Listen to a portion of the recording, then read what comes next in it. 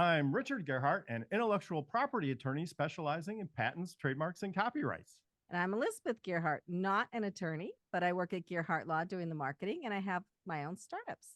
Welcome to Passage to Profit, the road to entrepreneurship, where we talk with entrepreneurs, small businesses, and discuss the intellectual property that helps them flourish. And today we have a really, really special guest.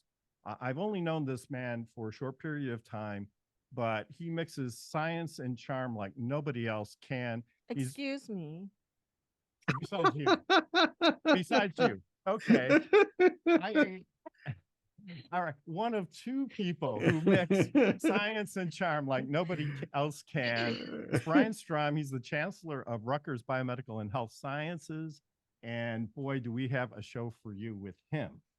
Right. And then we have two presenters with really great products. So I just have to say a little bit about Erik Korem's invention. It's an app. If you work out and you work out till you kill yourself and you can't work out for 2 days after, you need his app because this app is brand new. It's groundbreaking. Does this like apply to anybody in the room? Well, you should try to kill it with wine. That defeats the purpose. And then we have John Nicholas. If you are an oyster eater or know anybody who likes oysters, and these would make great gifts too. He has got oyster shuckers and a story behind it. And if you go to his website, it's amazing. I'm not going to say any more because we'll get into it during the show. Yeah, I mean, I didn't even know oyster shucking was a thing, but I guess we're going to learn more about it. So, but before we get to our distinguished guests, it's time for IP in the news. And I know you've all been waiting to hear this, but at last, Sherlock Holmes copyrights have expired. So the way it works is you get a copyright for your life plus 75 years. And then after that, it enters the public domain and anybody can use it. So I could record a song called The Hound of the Baskervilles then? Not that anybody would want to hear me sing. I think that would has a good rap ring to it. I mean, I think it could really get out there. No, there's a lot of other famous works that are going off copyright right now. I'll just mention a few of them. Der Steppenwolf by Hermann Hesse, a favorite. You've read Hermann Hesse, haven't you? I have not read that book. I've read most of Sir Arthur Conan Doyle's books, but I have not read that. Okay. And America by Franz Kafka? No. Okay. Well, how about some things you might recognize? Some songs. Funny Face and It's Wonderful by Ira Gershwin and George Gershwin. Yes, I know most of the Gershwin works. Okay. And I Scream, You Scream, We All Scream for Ice Cream. Oh, I love we that can song. Use that now. Yeah. We can. Yeah. So how would people use it though? They would sing it. I mean, I thought that I never knew that was still on copyright. I've heard it a long time, many times before. So, I mean, there were some copyright violators out there. Or they got a license, so. Well, does that even seem like possible? I mean, who do you call for the I Scream, You Scream, We All Scream for Ice Cream license? I don't know. And then finally Putting on the Ritz. And that was written by Irving Berlin. And so that reminds me of Dr. Frankenstein. Do you remember the Gene Wilder in that scene? So anyway, all of these songs are going off and copyright now. And so we'd like to ask our distinguished guest, I guess. I just want to remind you something first. So there was an earlier show where Winnie the Pooh went off copyright. And people took Winnie the Pooh and did very twisted and strange things with it. So yeah, they turned him into a serial killer. Right. It was a horror thing. So I'm hoping that this gets a little better treatment. Right. And I think by publicizing all of this stuff, I think we're going to be enriching the cultural community because maybe some of these things will come back again, but and maybe in a better form. Who knows? But anyway, it's time for Richard's Roundtable. And I'd like to ask our guests today what they think about all of this new stuff coming off copyright. And Brian, welcome to the show. So great to have you with us. What do you think about all this stuff? Thank you. Well, thank you. It's a pleasure to be here with you. Some of the stuff I didn't know was on copyright. I remember hearing my kids singing a cappella groups using some of those same songs. But and certainly the quote about ice cream that you quoted, I used to use with my kids all the time. So it's a, yeah, I thought, Well, what about has yeah. the Oscar Mayer Wiener song come off? That's the other one we used to sing all the How time. am I supposed to know that? So anyway, cool. Yeah, we did the ice cream song a lot when we were, younger, and we had kids. We still have kids, but when the kids were growing up, and it was a staple in our household, and I didn't know I was violating copyrights when I sang it. So that's pretty embarrassing for an intellectual property lawyer, don't you think? No. No, you don't. Oh, okay. I only get mad if you try to make money from it, right? That's you raise If a you're great running point. around your house singing it to yourself, I don't think anybody cares. Who cares? Yeah, I agree. So, Erik, what do you have to say about all of this?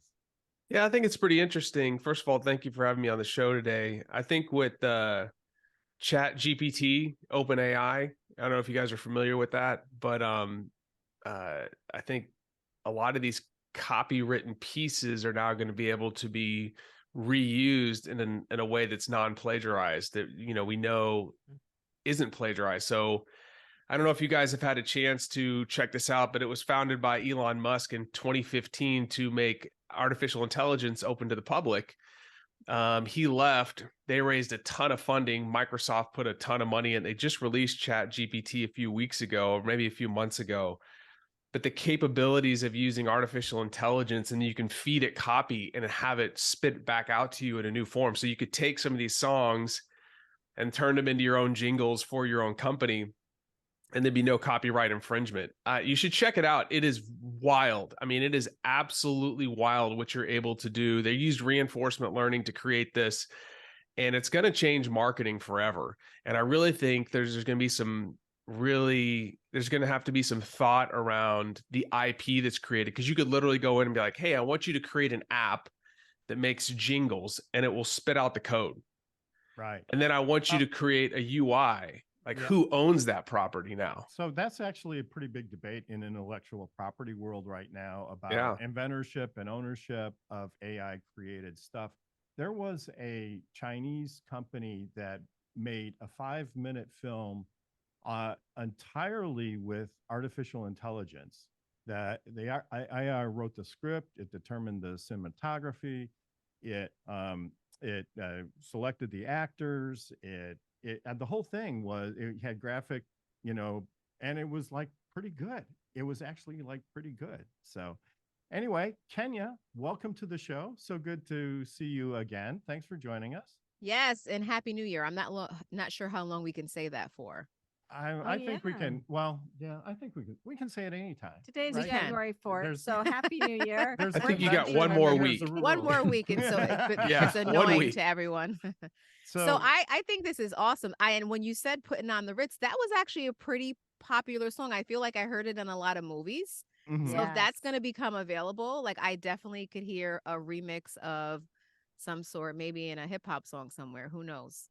Right. Absolutely. So what is old is new again, right? Yeah. So absolutely. John, what do you think? Yes, well, I think the patent coverage should actually be longer. And on not just the written documents, but also physical products. I think there should be some kind of phase where, it transitions into a licensing agreement at a certain rate, but the ownership still covers for a longer period of time. You sound like you have patents. Yeah. Well, he happens to be a Gearhart Law client, right? So of course he knows a lot about patents. But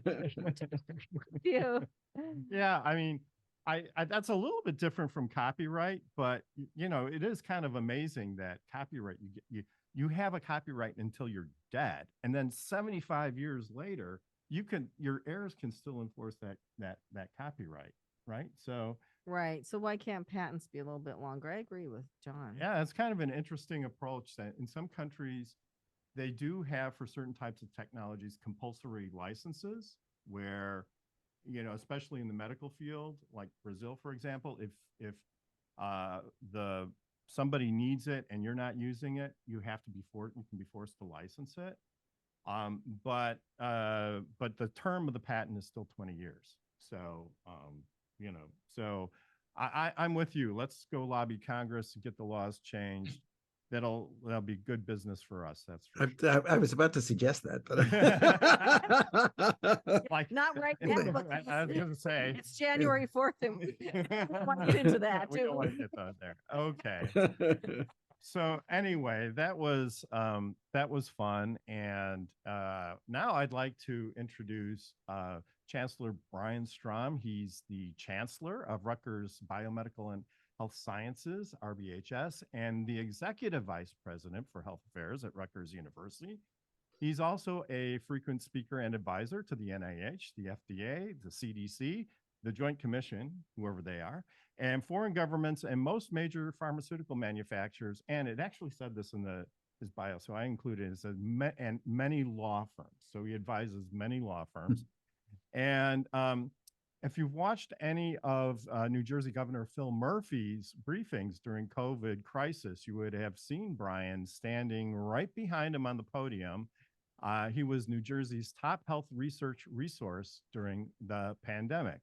And now, as Chancellor of Rutgers Biomedical and Health Sciences, he oversees a huge organization, which includes the schools of medicine, dentistry, nursing, pharmacy, public health, the Aging Institute, the Brain Health Institute, the Occupational Health Institute, the Institute for Translational Medicine and Science, and not to mention the Cancer Institute of New Jersey, all of which are amazing academic and research organizations. I just have a question. When do you sleep? if you talk to the people around me, they ask the same question, and they wish I had slept longer. Well, but it's like to go to medical school, you got to be kind of smart, right? But then to teach at a medical school, you've also got to be kind of smart, maybe a little smarter. To run a medical school, I think you have to be really smart. To run a whole bunch of schools, you have to be super smart. So I think Brian is officially the smartest person we've ever had on Passage to Profit. I think so. I think it takes skills in a number of different areas, because being a doctor and operating on somebody is way different than running an organization. Well, that's true, but just as a award for being the smartest person to ever be on Passage to Profit, we are going to print out a special certificate just for you. Yeah, I can put it someplace meaningful. Okay. I can assure you, you don't want me operating on you. But he needs another certificate, huh? a little operating table with the red circle. Right? Yeah, exactly. Yeah, no, it's as an internist, surgery was never my thing. So. Oh, you were an intern. Okay. Yeah. But you are an epidemiologist. Maybe you can explain what that is to our audience so they understand kind of your medical specialty. Sure. So I basically have three medical specialties. One is as an internist, which is really a pediatrician for adults. Simply put, sort of a specialist in non-surgical treatment of adult care. Second is as a clinical pharmacologist, which is really the study of drugs, meaning pharmaceuticals, not illicit drugs, in people, human studies. And third is as an epidemiologist, as Richard was asking about. And epidemiology is by definition the study of distribution and diseases in population. So what it means is distribution of disease, meaning how commonly diseases occur, and determinants, meaning what are the causes. The irony of the pandemic is people now know what an epidemiologist is. We used to walk around with T-shirts that said, "No, I'm not a skin doctor." Because people sort of assumed epidermis epidemiologist, it means, but no, an epidemiologist is someone who really studies disease in large numbers of people. Historically, it used to be primarily infectious disease and the spread of infectious disease, a large number of people. The other big branch of epidemiology is referred to as chronic disease. So cigarettes and lung cancer, cholesterol and heart disease, hypertension, heart disease, those are all epidemiologic studies.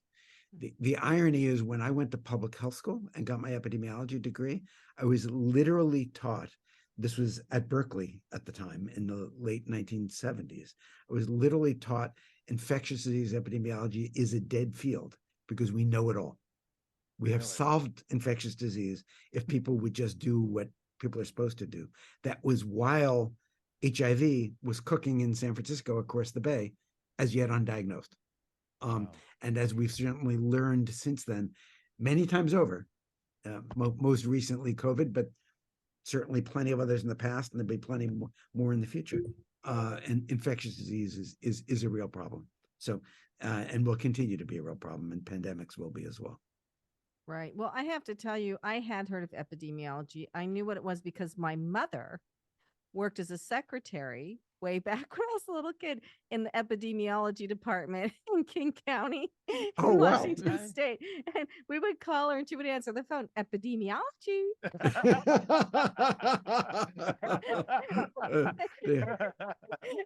Yeah, you see, my wife, on the other hand, who is a nurse, so she should know some of the stuff, her reaction was, you're sort of a biostatistician and that's boring. So that but not anymore, not after the pandemic. So what got you interested in epidemiology? I mean, what was the draw?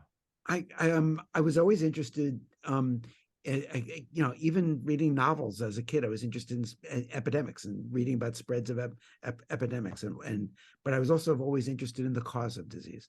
What is it that why does somebody get sick and somebody else doesn't get sick? What are the actual causes? And epidemiology is really detective work.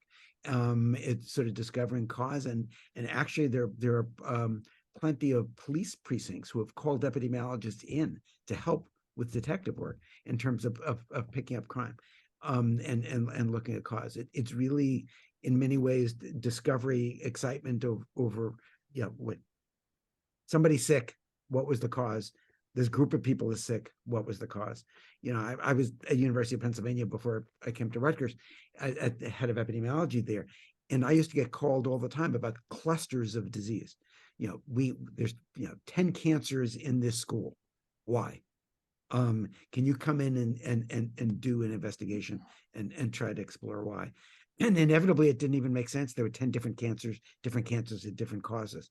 But the whole question of the detective work you're talking about Sherlock Holmes before, the detective work underlying figuring out what the cause of disease is, and in a permanent way, as opposed to just a criminal who, when you catch, you put in jail, was something that had interested me for years and years. But I think the biggest reason, in many ways, Richard, was accidental. I mean, I found I was interested in. I'm an internist, means I use drugs. I found I was interested in drugs, so therefore I wanted to be a clinical epidemiologist.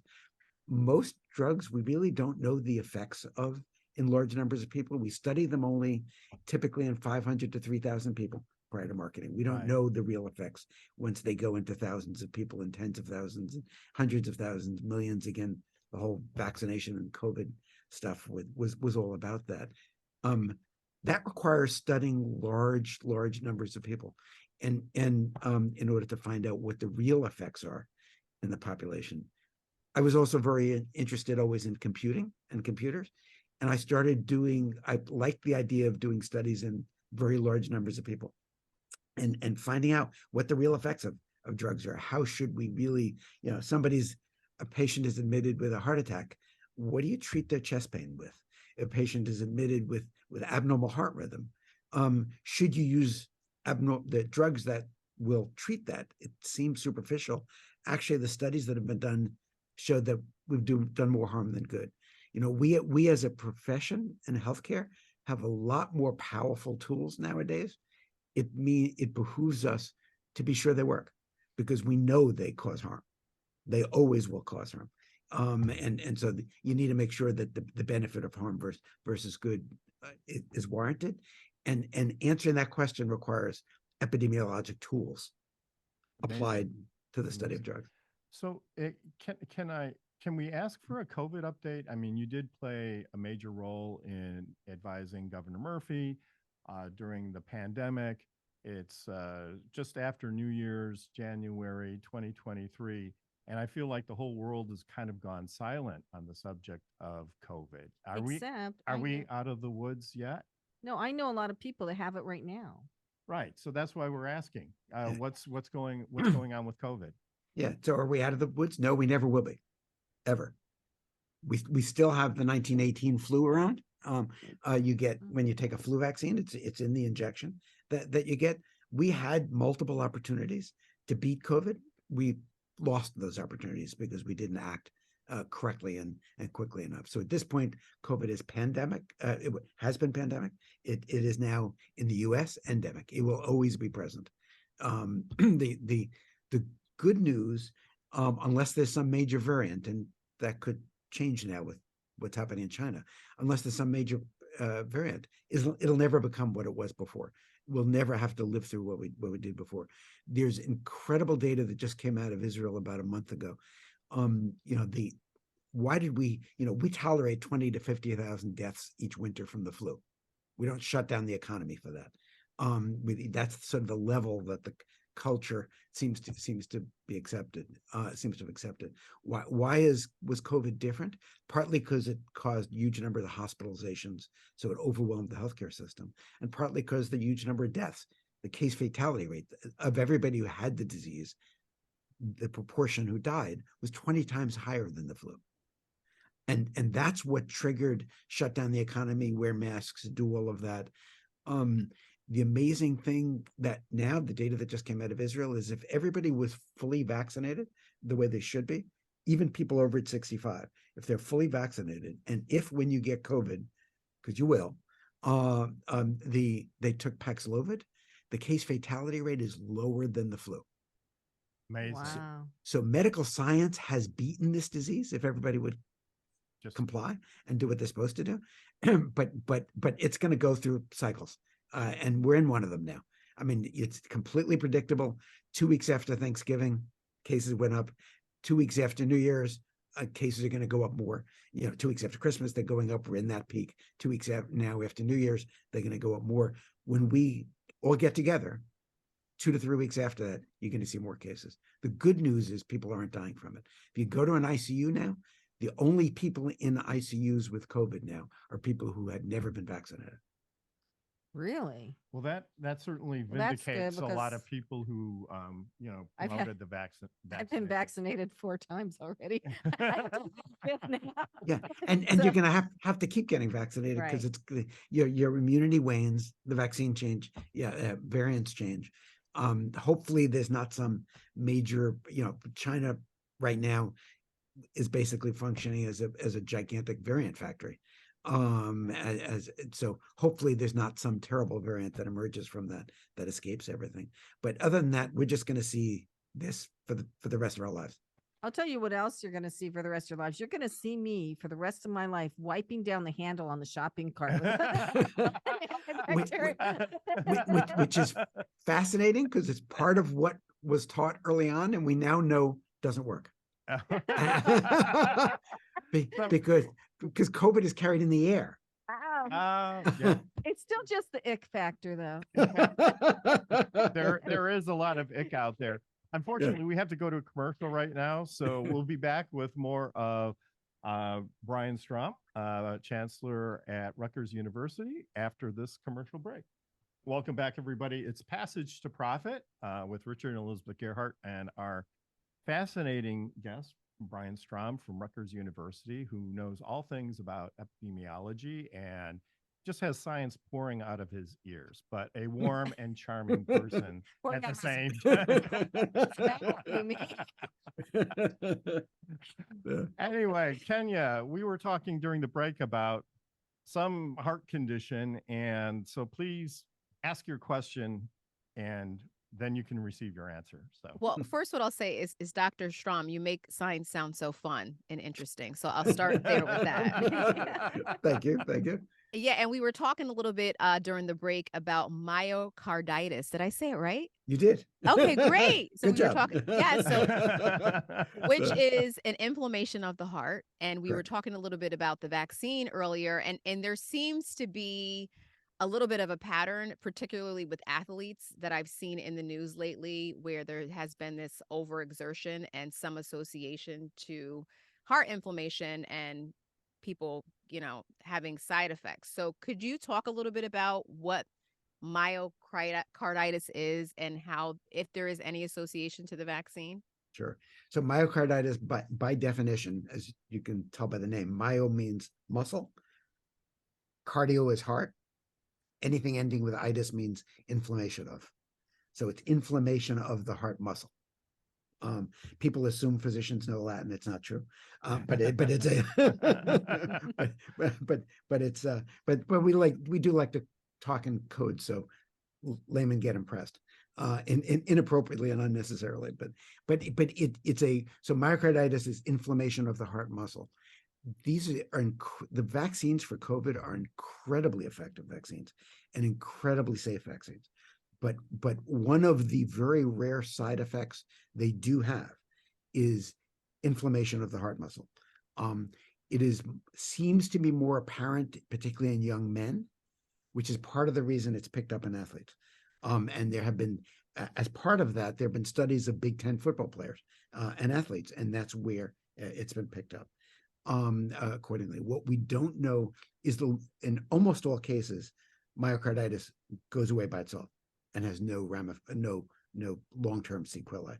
We don't know yet here because the vaccine is new. But I think it's important to emphasize the disease itself causes myocarditis more commonly than the vaccine does. So people misunderstand this risk and say, oh, I don't want to get vaccinated because I might get myocarditis. Well, you're more likely to get myocarditis if you don't get vaccinated. But the vaccine definitely causes it. I mean, having complete information is so important, right? If you just cherry pick your facts, then you get the wrong outcomes, right? And right. The other thing that I think is hurting the message getting out about these vaccines and COVID and everything, and you alluded to this earlier, Dr. Strom, is that not everybody gets it. I mean, some people could go stand next to somebody and inhale their whatever and not get COVID. Kiss them passionately. Yeah, and not get COVID. And that is the mystery that you try to solve with epidemiology, right? So yeah. Do you have any ideas why that would happen? There's all sorts of things. I mean, we certainly know risk factors for people more likely to get it more severely. Age, obesity, diabetes, immunosuppression, all of those are true. And you have arbitrary cut points like people over age 65 and are higher risk. But why immunologically some people get it and some people don't? I mean, my wife and I just went to the theater in New York for the first time. We saw 2 shows a couple of weeks ago for the first time since the pandemic started. We sat there in the theater, of course, wearing N95 masks, but 75% of the audience wasn't wearing masks. We went home and 2 or 3 days later, she got sick. I didn't. And I didn't get sick from her. Why? Now, it wasn't COVID. If it was maybe it was flu, and flu vaccines are much less effective. They're only about 50% effective. So maybe it was flu. She had the flu and I didn't catch it because my immune system beat the flu and she didn't. But there's a lot of work underway to try to understand. If we knew that, one of the things that would be wonderful to invent would be a permanent COVID vaccine. Yes. So you don't get like a permanent flu vaccine. So you don't need to get it every year accordingly. But right, if we knew the key thing that caused some people to get it and some people not to get it, that's what you would vaccinate against. Right. So, but right now you're playing Russian roulette without the vaccine. Yeah. Yes. I mean, Russian roulette with a loaded gun. So absolutely. That's a very dramatic picture there. So keep it in your mind if you're not planning to get vaccinated. But I do want to turn away from COVID a little bit, because part of the reason why we've asked Brian Strom to join us today is because of all the fantastic work that he's done building the Rutgers Biomedical and Health Sciences organization, because it was really a merger between Rutgers and UMDMJ that I think began about 10 years ago. and you took a bunch of sow's ears and weaved them into a silk purse, so to speak. So can you tell us a little bit about that, and maybe where we are today? I understand that you're approaching your 10-year anniversary, and you're still there. And you're still here. Yeah. And so tell us about that process. Yeah, I'm not sure it's a silk purse yet, but it's getting there. That's exactly where we're headed. Yeah, it's, UMDNJ was the largest medical university in the country. It was it's massive, but everything very disconnected. It did a really good job of the whole being less than the sum of the parts. By keeping everything. It even has 2 medical schools. And at one point, the president of UMDNJ said everyone north of a certain line wasn't allowed to collaborate with people south of the line. I mean, crazy, especially in science, to be able to say that. We're all in one state. I mean, they're only 20 miles apart. It's 20 New Jersey miles, but it meaning lots of traffic. But it's only 20 miles apart. And so it's a all of that came into Rutgers, one of the biggest universities in the country, now about 10 years ago, as Richard talked about, and creating the chancellor job that ultimately attracted me to come here from the University of Pennsylvania. And what I've really done through the years is really try to reverse some of that. My focus has been the mantra, the first slide and the last slide of all of my talks, is to build one of the best academic centers in the health centers in the country with an emphasis on one. The idea is to knit it together. It is huge, and we have the potential to build enormous strengths building together with multiple schools, multiple institutes. Richard gave the list of them at the beginning of the show accordingly. And the ability to synthesize and to bring all this together. New Jersey used to be the home of innovation and the pharmaceutical industry. A lot of it has left, but there's a lot of innovation still going on in New Jersey. And the idea was to build us into an organization that would be receptive to that. When UMDNJ and Rutgers were separate, you had the clinical operation here, the research and especially basic science research operation here. They were separate from each other. We have the advantage of all being together, all under one roof, at a time that healthcare is undergoing enormous change. And the incredibly rapid change. And we are really well positioned for that as we move from what is called a fee-for-service healthcare system, where you wait till people get sick. When they get sick, they go to the doctor treats them, they go back home, typically they go back to the same behavior they were doing before and get sick again. And you have this cyclic process, no prevention, no attempt to prevent disease. We have a fantastic nursing school. We have a fantastic school of health professions. We have a fantastic school of public health, all under one roof. And to take advantage of, again, as I talked about, I'm a general internist. Most of what I did clinically in my career, you didn't need a physician training to do. Nurses or physician's assistants could do it better and much cheaper. And so the goal is really to build it all together, synthesize it all together. We've dramatically increased the amount of research and innovation that we are doing in the process. Yeah, I've seen the presentations. It's just it's amazing. And I ask myself, well, what's the secret sauce to pulling all of this together? I know it's a lot of decisions, and it's a lot of meetings, and it's a lot of insight, but how for people out there who are trying to better their organizations, what advice would you have for them? I think in many ways the secret sauce is leadership, and I don't mean me. I'm talking about the leadership I recruited. All of the deans, all the institute directors, they're all new. They're great people. We chose the best people from across the country. We chose people who enjoy working with each other, who have a good time.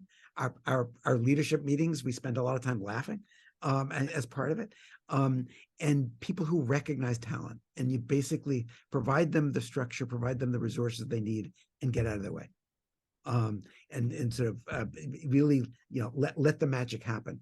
In addition, we've created incentive systems, personal incentive systems, promotion systems in academia, a big deal. what you get tenure for, what you don't get tenure for, all aligned in order to try to reward innovation, reward driving things forward, reward growth. Our grant funding, our federal funding was growing at 10 or 20% a year. 2 years ago, we grew 40%. We thought that was a COVID bump because of all the money available for COVID. Then it would have gone back down. First quarter of this year compared to first quarter of last year went up another 35%. You recruit great people and you stay out of their way. That's excellent. And you're using this money to do research. And I don't think people connect the two necessarily, but we have a friend right now who is very ill, trying to stay alive long enough for a new drug to come out, a new treatment to come out to extend his life even further. And these are the kind of places where this stuff comes from. That's exactly correct. Academic medical centers are where the research comes from, and the linking between research on one hand and clinical care on the other, and bringing the most state-of-the-art care is exactly what we can do and others can't. When the J&J vaccine was developed for COVID, we were the number 2 recruiting site in the world. Number 3 was Columbia, not the Columbia University, the country of Columbia. Wow. Wow. Wow. And that vaccine, those different vaccines made all the difference in whether we're able to go to the grocery store without fear now, or we're huddled in our houses still, right? Yeah, absolutely. I mean, what an amazing success of medical science to be able to take basic science work that was done over decades before this, and when it was needed, bring that basic science to quickly develop vaccines, test them in people, the kind of thing we can do when you have an academic medical center. And over the next few years, you're going to see that same technology now used in lots of other vaccines and treatments for things like cancer.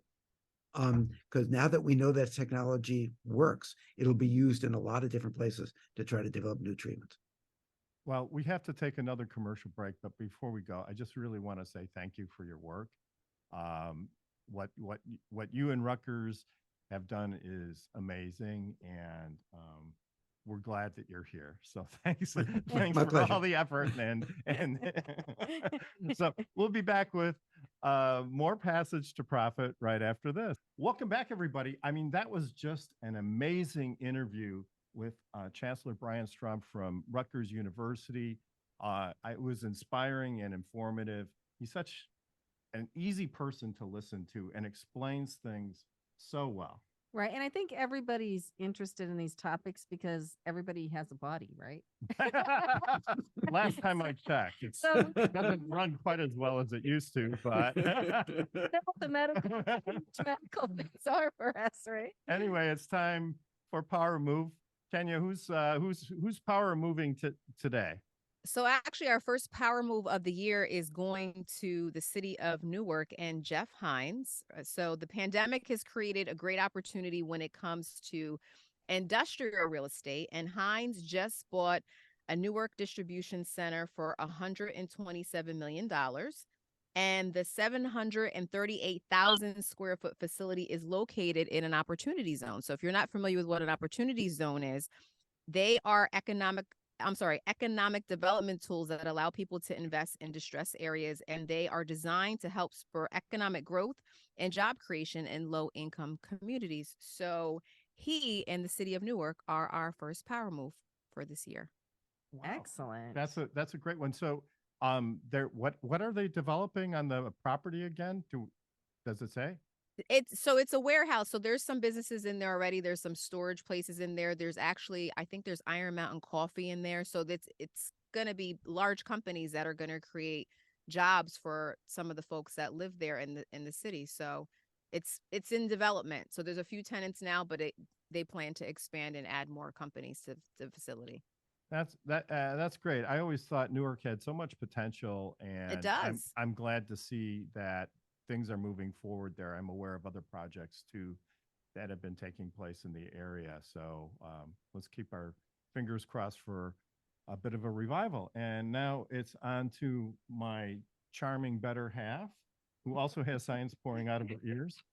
And so she's got a whole bunch of projects. So what are you going to talk about today? Touch briefly on both of my latest projects. So as you know, anybody that's listened to this before, I have a startup, was called Fireside. I changed the name to Blue Streak because of various trademark reasons, etc. It's a video directory of small businesses. It's a services directory, and it's a directory based on the new normal. So for instance, we're talking about how if everybody gets a vaccine, you can go do what you want, but here we all are on Zoom, right? So this directory is based on short videos of professionals. It's not location based, so it will be the first directory that's not location based. And it's business services. They use a short and long video. And so I have a video on there, don't I? You do have a video on there. See, if you know the right people. And my other one, so Brian, this will interest you, I'm sure, from your viewpoint as looking at healthcare issues. This is about a cat, though.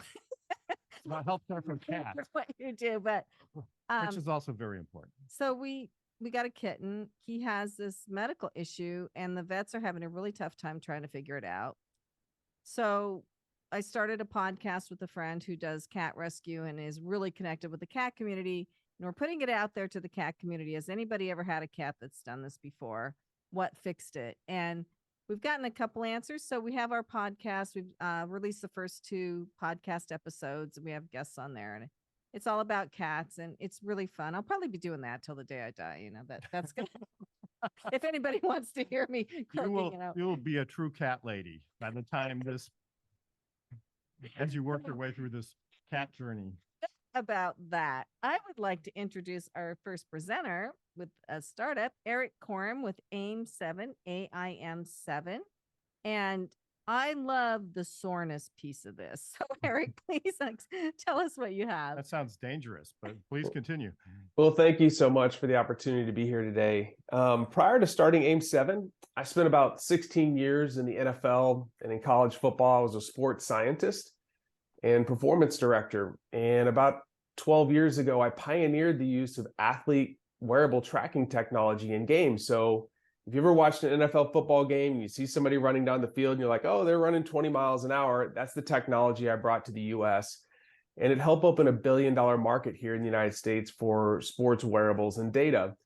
Problem, though, that we had at the very beginning is we had tons of data and no way to turn it into actionable recommendations to improve performance, reduce injuries. I actually ended up hiring a former NASA propulsion engineer when I was at Florida State, where we pioneered this, to help me use this telemetry data, organize it. And after about a year of working with it, we were able to use it to reduce our injury rate by about 88% when I was at Florida State. That led to this proliferation of this technology. So late 2020, I spent a long time working in this field.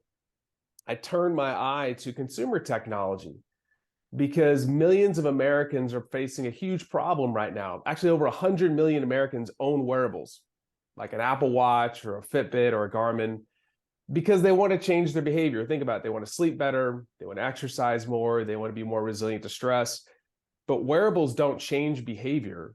They just measure it. These devices show you data, but they don't tell you exactly how to use it so that you can feel and perform better. And so AIM7 is turning that data into personalized recommendations for your mind, body, and recovery to help you look, feel, and perform better. So one of the things that you're alluding to is we pioneered some technology or a strategy called fluid periodization, where we can take anything you track on your device and we can tell you the precise type, intensity, and duration of exercise that your body is able to adapt to today. This dramatically reduces injuries, prevents burnout, and rapidly improves fitness. We did the foundational research on this when I was at the University of Kentucky. We can also assess your acute psychological state, and then we send you in-time interventions to help regulate stress in the moment. We give you very simple tools to help improve your mood. This is all backed by research. And then we give you personalized sleep and napping recommendations. But then we take it a little bit step further. After 7 days, we analyze all your data and we identify that one area that you need to put your focus on. And then we help you create a small goal. And then we open up content and really this content catalog, and we've become your personalized masterclass for that thing. So my doctoral work was in sleep and stress resilience.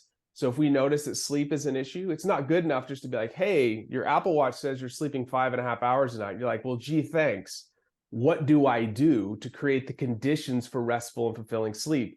So that we identify the issue, and then we give you the educational tools in very short format. We built this for busy people. So everything is 90 seconds to 2 minutes long. So Erik, let me ask you, this is really amazing technology. And you've got, I have a wearable, I have a Garmin watch, right? Yeah. So I do exercise when I'm in the mood, and which is about once a month. But the trainer shows up. When the trainer shows up. And so it's really amazing that you've taken it to the next step. Can you give us like some examples of the types of recommendations your technology provides?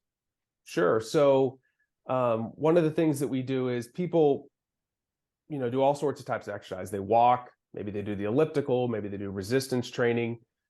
We will query all the data from your wearable device, and then we combine objective measures of stress from the device plus subjective measures. So we ask you every day in a short 20-second survey how you're feeling in the areas of your sleep, your mood, your stress, your soreness, because research is very clear that your perception of your well-being is directly correlated to how your body is adapting to stress. If you apply the right math, this works very well.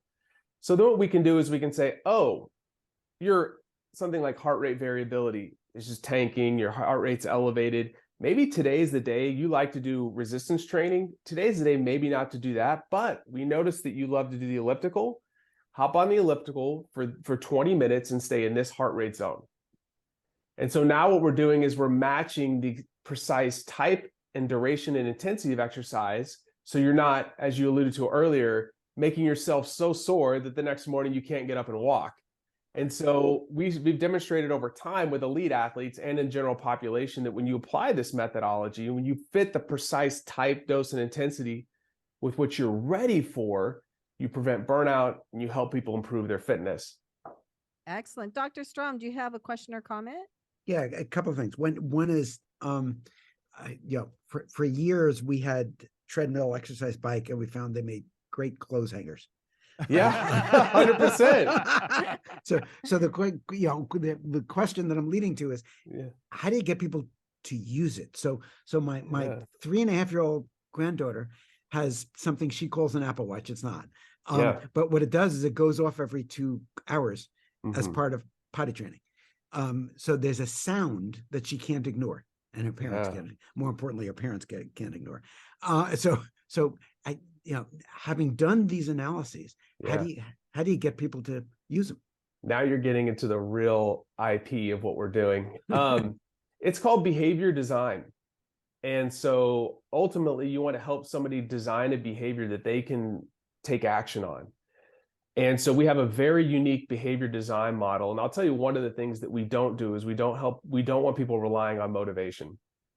Research demonstrates that motivation will let you down every single time. So we scale the recommendation. Well, that's good because I have no motivation. Some days you're really motivated, and we actually assess that. And those are the days we ask you to do more. Some days when your mood is down, you're not feeling great, we deliver the smallest, tiniest recommendation to get somebody across the action line. And so there's unique ways that we do this. We do it. The app is not just an app. We also use text messaging. We have a little goal setting feature. So after 1 week, we're like, hey, the government standards are 150 minutes of moderate intensity or 75 minutes of vigorous exercise. We are trying to get everybody in America above the government standards for exercise, sleep, and mental health. And so what we do is we identify where you're at, and then we create a small, tiny micro goal. And then every day your recommendations are linked to those goals. And we've demonstrated that we can move people along a continuum over a long period of time. And so we have a very unique way we're doing this, and that's part of what makes AIM7 so special. Wow. So Kenya, do you have a question or comment? I do. I think this is so interesting. So I'm a fitness trainer outside of all the other things Let's that I'm go. doing. Yeah. And and I agree with you. The motivation factor is super key, and it does like fizzle out. So what are you doing to what if it's not motivation, right? Then what is the other thing? Like, what's the other flip side to keep people going? All right, I'll give you a little insight. So my world was in human performance. I worked with the best in the world. And so I went out and recruited those folks just like you did, Dr. Strom at Rutgers. So one of the people that's on our board is, and he helped develop our behavior design models, Dr. Peter Haberl is a senior sports psychologist for the U.S. Olympics. One thing that we have noticed, and we've learned through the literature, is that when emotion enters the equation, you don't feel like doing something. That's when people quit. Okay. So we have a process that we walk you through the first week of being in the app, and we actually teach you how to identify your values. And then we link your values to the actions that you take. So for instance, you want to walk more, and you value self-care, or maybe you value your family. You know that you're overweight, your blood sugar is elevated, and you know that you need to get in shape for your kids. Well, maybe you value family. So when you take that action, we link that action to your values. And then what happens is it creates more sustainable action over time. So we have a very unique process of how we do this. But when people learn how to link their actions to their values, and then they can lock into internal reward systems, which leverage dopamine, you're able to consistently pursue difficult goals. Because people think, Dr. Strom, you could probably help me out on this one, but people think that dopamine is the molecule of reward. It's not. It's the molecule of motivation and drive. So if you have two people running a marathon, one person's just thinking about the finish line. Okay. That's a long way to run, by the way. You have another person that's just thinking about making it to the next small little mile marker. And then when they do, they internally go, hey, Erik, great job. You're doing really good today. You get to the next mile marker, man, guess what happens? There's neuromodulators that we don't have to get into all the science, but it affects dopamine, adrenaline, and other things like that. It literally keeps you moving forward from an ambulatory perspective or movement, but also from a goal pursuit perspective. It allows you to continually pursue that difficult thing. I got a PhD. It was like taking a consistent beating for 6 years while I was working a full-time job. But every time I did that one little thing, I'd be like, Erik, you got this. You can do this. You accomplish that one little task. So when somebody does the thing, maybe it's they spent 10 minutes working on a mindfulness intervention that we sent them, or a gratitude journal because their mood was down. Then we link that to a value, and then we teach them how to tap into their internal reward mechanisms. And we've had some phenomenal results with this product in a very short period of time, because we were a bunch of scientists that did this with elite athletes. And we're like, okay, how do we take this amazing data? Because Dr. Strom, you mentioned earlier about this fee-for-service healthcare. Ultimately, where we're going, and you know this, is that, the most common preventable diseases in America, cardiovascular disease, diabetes, obesity, about 50% of those, the CDC says, are preventable diseases if people would exercise, eat, sleep, not smoke. And so a lot of these things, you have these powerful wearables on your device, on your wrist right now. If you can leverage that data to create action that drives people to act in their own best self-interest, we can help a lot of people. So ultimately, that's what we're motivated by. So Erik, I just want to I love what you're doing, and I love the process that you're doing. I think you're obviously on the right track. But I always wonder about fear as a motivator. I mean, people don't talk about that anymore, right? But that's also a strong force, and it seems like when it comes to motivation, or behavior change, we're focusing on the positive, which I think is a good trend in society. But I also think fear of diabetes or fear of heart conditions could also be a motivator. And I'm just curious, has your research kind of touched on those subjects at all, or is that just an unhealthy way to motivate people? In marketing, people will they'll try to flee from pain before they pursue pleasure. That's kind of a marketing scheme, right? Right. But if you really want to change somebody's behavior for the long term, fear will only get you so far. Okay. You actually have to. I'm afraid you're right. Ha ha. Yeah. Well, you know what I like about your system too is, okay, so I do have a Fitbit. Yeah. And I do use it to try to get my steps in. And most days I'm pretty good. But like I'll be in the grocery store walking down the aisle and I'll check my Fitbit and it'll say, run. Yeah. I mean, these devices are unintelligent. And like sometimes I get really annoyed, like my Apple Watch, love the company. I mean, like, shoot, that's the first device we brought in, but it's like telling me to stand up and I'm on a podcast right now. It's like, it doesn't make a lot of sense. I'm with you though. But Yeah. it would, to me, it would be interesting though. I agree. Fear only gets you so far, but it's the opposite side of of a coin. And I get from the marketing piece. Nobody wants to, they don't want like this big scary noise to motivate them. That's very unpleasant. But I do think that, I do think that could be interesting in certain ways. That's all. So, yeah, I mean, there's something to it, but I mean, I think when you talk about long-term goal pursuit, nobody pursues something that's very, very difficult unless they're trying to, flee from a country that's, in war. But we're talking like personal goal pursuit. Like, you don't pursue a very difficult degree because you're afraid. You pursue a difficult degree because you want to maybe have impact on somebody. You don't pursue a relationship because you're afraid. You pursue a relationship because you love someone. So I would rather tap into love and deep rooted values of who somebody is for long-term behavior change. It's fascinating because when you're describing, I did say our exercise bike sat there with clothes, but no longer. We now have Peloton, and the Peloton instructor that we use, and the Peloton instructors often talk about do it for your family, do it for you. Think about your family, the same kind of positive motivation that you're talking about. And what you're doing is you're putting it into an app, personalized, to work long term, not just when you're on the machine for 45 minutes. So. Absolutely, and for things like mental health and sleep and. So, yes, sir, that's exactly what we're doing. We're trying to make it a very personal process that's relatable to the individual and to their goals and to their values, because those things are enduring.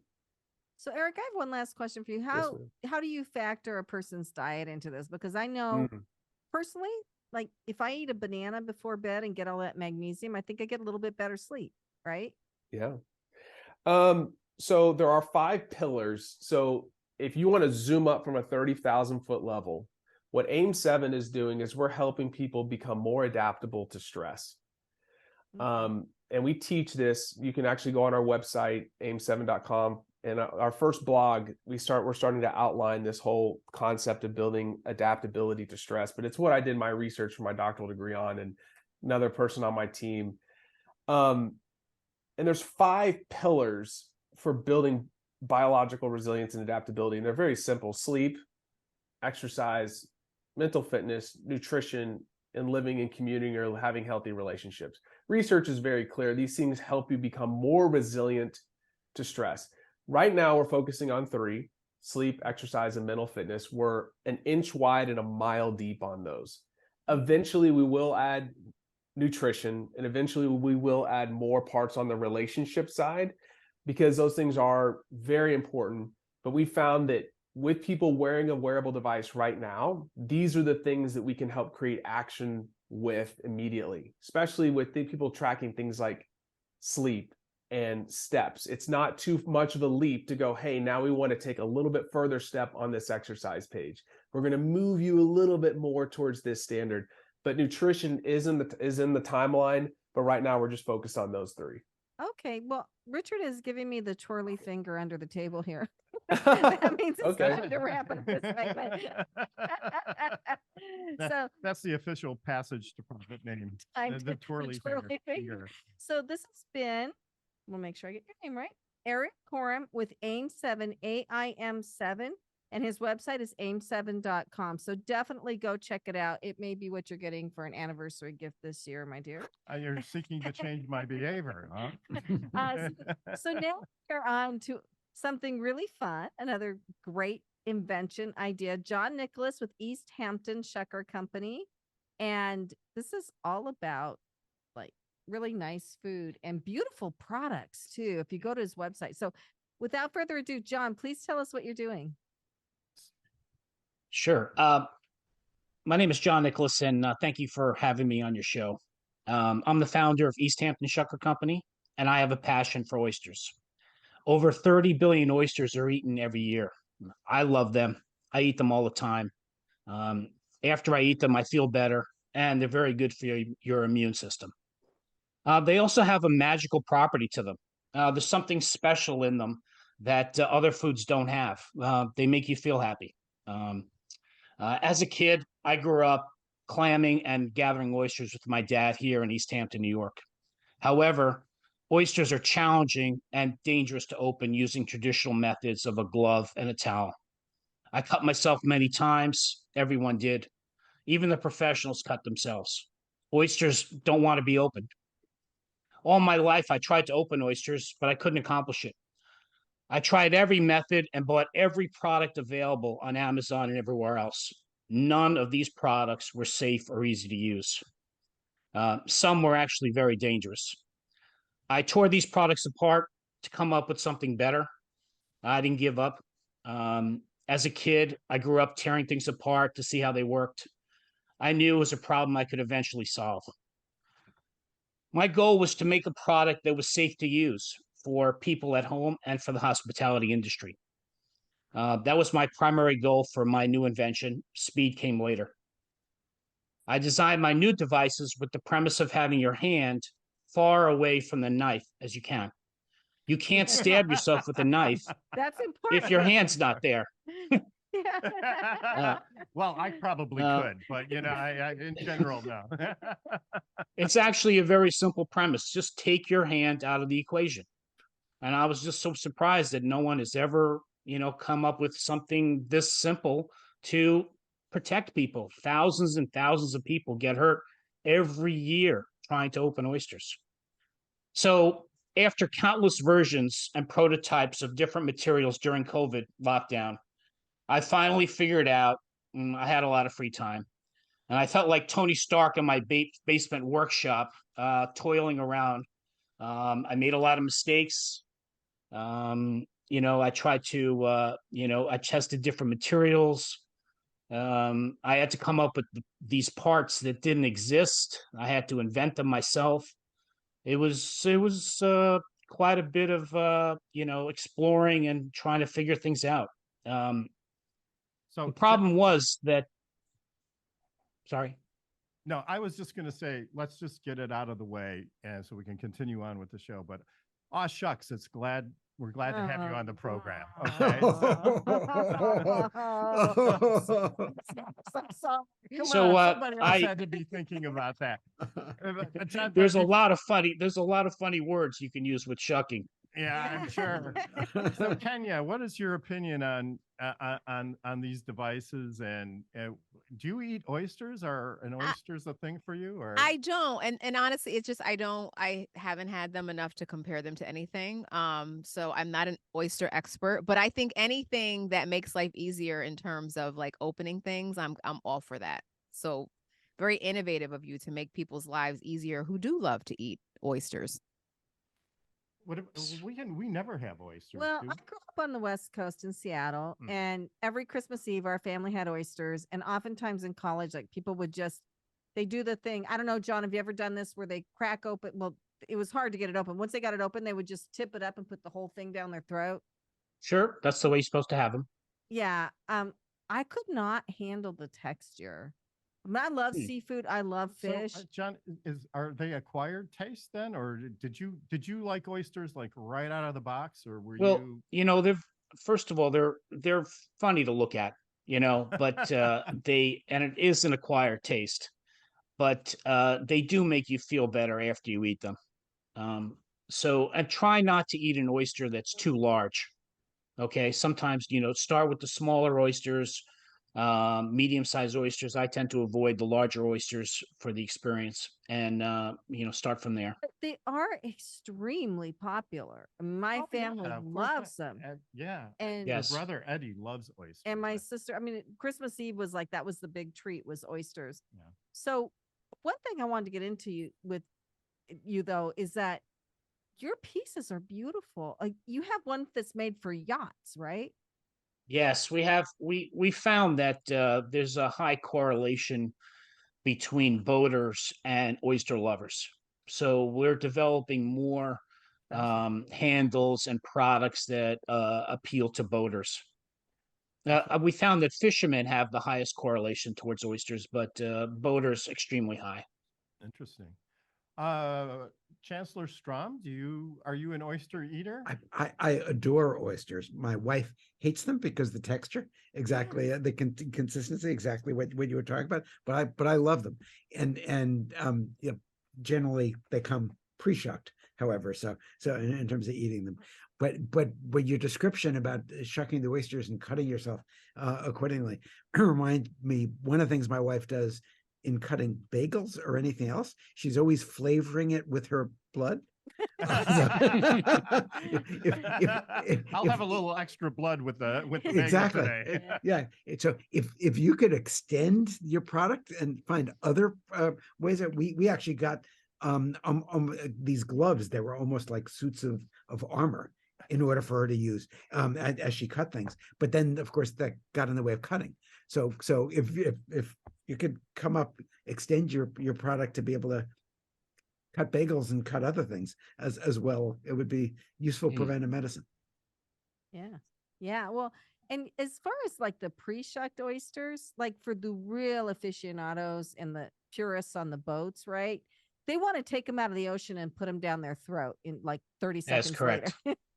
Right. And they prefer also not to have anything on them, you know, just a drop of lemon. But that's the best way to have them is right out of the ocean. Oysters taste different based on specific variety, right? Yeah, right. So are there different oysters? I mean, there are different oysters. Let me rephrase the question. But they have different taste profiles, right? So yes. And so what is your favorite? Well, I prefer the East Coast oysters. They have more flavor and they have the high mineral content. But I like the oysters from the West Coast also. You should try different places. Each oyster tastes different from where they're grown. And that's because they are in different parts of the sea and they get different types of water flowing through them. They get different water. They get the minerals from the land differently. They have different algae. They're grown differently. There's all sorts of factors that make even oysters that are grown close to each other will taste different. So, you know, there's nothing wrong with trying them and see which one you like better. Well, I'm a little inspired now. So next time we go to, I'll ask for maybe like one oyster that's really small, and I'll start with that and see if I can. You know, I've tried them in the past, and it was a bit of a challenge. Right? So John, to move more into the business piece of this, where are you selling these, and how are they selling? Are you selling a lot of them? We're just about to launch the product. We've just finished the manufacturing, and we will have them available on our website very soon. And so is that your primary marketing strategy, is really to rely on the website, or?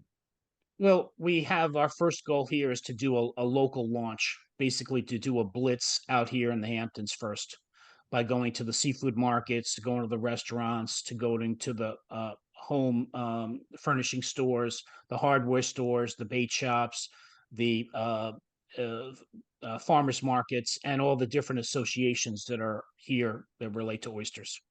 So we want to capture this market first before we start expanding to the city and other places. Is there a big boating community there? Are you going to go to like? There's a huge boating here. Yeah. Right. That's great. There's a lot of oysters that are available here from all sorts of farmers. They can pick them up from there are oysters everywhere here. So they're also on the North Fork of Long Island. There's a tremendous oyster industry up there too. So when do you expect to get your first units for sale? They should be available by the end of January. Nice, just in time, right? That's great. Yes. Yeah, and how many different designs do you have? We have 4 different designs. Right. And are they all protected by patents or patent pending? They're all yes.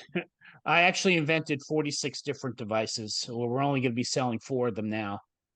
We do have a nice pipeline for other products in the futures, but we've determined that these 4 are what we're going to go out with.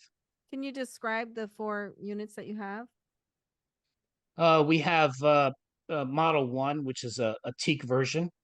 We have a Model 2, which is an all plastic version, which we'll be releasing later on, more for the QVC and Costco market.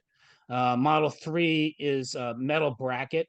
It has also has a marble base and a beautiful handle to it, all metal, stainless steel. And Model 4, which is our commercial version, which also does clamps, and it's food grade for restaurants. Wow. 46 different oyster shuckers. I did not think that having that many different designs was even possible. So that's pretty amazing. And we have to wrap the segment up now, John, but yeah, keep them coming. And you'll have to come back to us back on the show when you have a chance to give us an update on your sales. So by the time this plays on the radio and is released as a podcast the next day, these should be available on your website, because it'll because we're taping this in January. So go to John's website, easthamptonshucker.com. That's East Hampton, SHUCKER.com. I would go now anyway, even though you can't buy one. Well, you will be able to buy one when this comes out, but it's just really, he's got so much content. Very neat video on the website. Right. It's very cool. You should definitely go check it out. Right. So much content about oysters and shucking, and he has pictures of his devices, and it's great. Yeah. Thank you, John. Thank you, John. Thank you. And so we have to take another commercial break, right? That's what the rules say. So we're going to do that, but we'll be back with more of Passage to Profit right after this. Now it's time for Noah's Retrospective. Noah Fleischman is our producer here at Passage to Profit, and he just has a way of putting his best memories in perspective. Just recently, I heard a couple of younger folks talking about something called retro. I didn't know what they were talking about. I thought maybe they were referring to a new international currency. My life's always been about nostalgia. When I was a child, the world was composed of Richard Nixon, shag carpets, hippies, wide lapels, flowered shirts, sanitation strikes. My parents, well, they were all busy moping around talking about how great life was 10 years earlier. John Kennedy, gray flannel suits, pencil ties, clean sidewalks. Their parents? Forget about it. They were really living in the past. All they wanted to talk about was the days of running boards, wooden ice boxes, going to the movies to see Mary Pickford and Buster Keaton. There was so much fascinating dichotomy between the ages. Every generation had its own definition to it, and there weren't really that many years in between. Nowadays, who knows? If you took me into a time machine and sent me back 20 years, I wouldn't know what time it was, and I probably wouldn't care. But you know what? That's not going to stop me from embracing the all-new retro movement. Matter of fact, this shirt I'm wearing, completely and totally retro. In fact, I can remember the good old days when I first took it out of the box and wore it. Last Wednesday. Welcome back, everybody. It's Passage to Profit, and we're winding things down. It's been an amazing show, though, hasn't it? I mean, we have gone all over the place in terms of topics today, so we've really covered a lot of really interesting things. And, Brian Strom, if you haven't had a chance to hear the show, the whole show, because you're tuning in late, go check out our podcast. You can get it anywhere where podcasts are available. And and you may want to listen to this show 2 or 3 times, because I think it's got a lot of good content in it. So now it is time for our group discussion. And the question of the day, and we're going to start with you, Dr. Strom. What would you most like to see invented? Pie in the sky, anything that you could use yourself. Oh, that's easy. A way to clone myself. Only when I mentioned that idea to my chief of staff, his response was, "Please don't." That's more work for everybody. Yeah, exactly. Yeah. Okay, Kenya. What would you most like to see invented? Something that you could use. I like maybe a time freeze machine. I feel like maybe that's already in the works, but I feel like we never have enough time, and I'd love to just be able to freeze, write what I'm doing, where I'm at, and then go run and be able to do something else and then come back. So maybe a time freeze. That sounds good. Mm-hmm. Erik, what about you? I'm starting to get to my mid 40s, and so some type of like nutraceutical or therapeutic to help with like restore cartilage and the space between those joints again would be phenomenal. Yeah. John, what do you want? Well, I'm really looking forward towards autonomous cars, but I would like to see an autonomous sailboat where I can just go out and have a nice cruise and not have to worry about anything, just really be peaceful. That's what I would look forward to. Nice. Yeah, I was thinking, is it my turn now to It's your turn, I Richard. get to answer the question? You get to answer the question. Didn't mean to jump the gun there, but I would like is a fountain of youth, so I could live longer, healthier, and do that. So that's mine. We all want that. That sounds like that's Erik's invention, though. Yeah, it does. Exactly. AIM7.com. Well, for me, I would like a teleportation machine. So, like, my daughter is going to be on the beach in Hawaii in the next 2 hours. I would love to just be able to zip myself to Hawaii for an hour, lay on the beach with her, and come back home and get back to work. So I'm sure she'd love that too. she would. She's a sweetheart. So on the show today, we had the most amazing Chancellor Brian Strom, Chancellor of Rutgers Biomedical and Health Sciences. And we just, you know what I loved about having him on was like, you could talk to him about medical stuff, but it wasn't like you were talking to some big, high, arrogant doctor, even though he could be that arrogant. I kept telling you before the show, he's a fun guy. And so it's really great. So if you want to find out more about him, you can find him on the Rutgers website about Brian Strom. It's STROM. Thank you, Brian. It was great. And then we had Erik Korem with AIM7, AIM7. He has an app that uses data from your wearable devices to recommend health decisions for you. So if you wanted to, you could develop a little electroshock therapy every time you raise your arm to put some food in your mouth. I think that would be a helpful invention. A place of fear.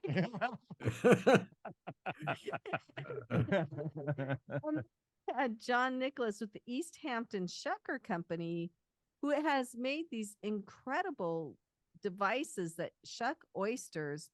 And they're really beautiful, and they're for every level of oyster shucker person out there, from the casual person to people running a restaurant. And you can find those on easthamptonshucker.com. And buy his shuckers, because if he sells those shuckers, he's got 46 other shuckers to sell. So we want to see them all. Anyway, that's it for us. We need to sign off for this week, but we will return to this station next week with another episode of Passage to Profit. Before we go, I'd like to thank the Passage to Profit team, Noah Fleischman, our producer, Alicia Morrissey, our program director, and Mark Wilson, our syndication manager. Our podcast can be found tomorrow. Anywhere you find your podcast, just look for the Passage to Profit show. And don't forget to like us on Facebook, Instagram, and Twitter. And remember, while the information provided during this program is believed to be correct, never take a legal step without checking with your legal professional. So that's it for this week. We'll see you again next week on Passage to Profit.